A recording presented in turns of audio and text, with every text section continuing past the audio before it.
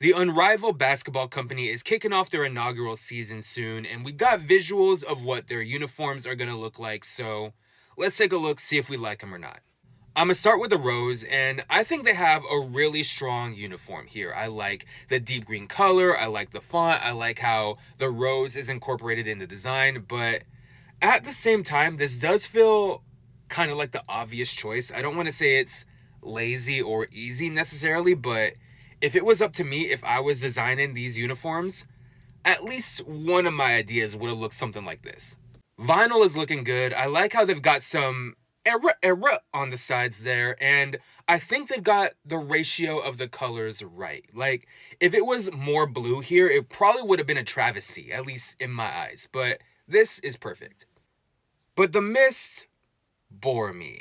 Like, it's not an ugly uniform, it's not a bad uniform, but it needs a little bit more flavor, right? Like, it's got some good elements, right? The font is there, the color is nice. I just need some salt and pepper, you know?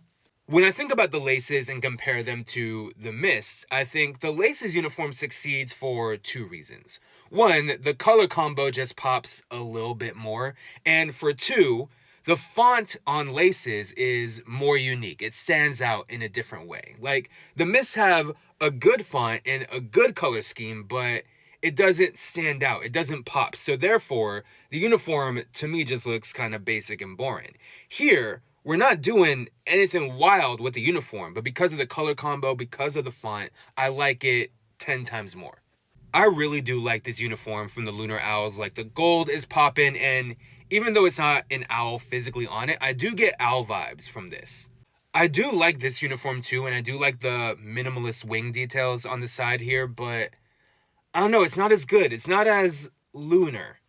And we'll wrap it up with Phantom, and I appreciate what we're going for here, and I don't think this jersey is bad by any means, but to me, it's spooky in the same way that, like, the ghost emoji is spooky.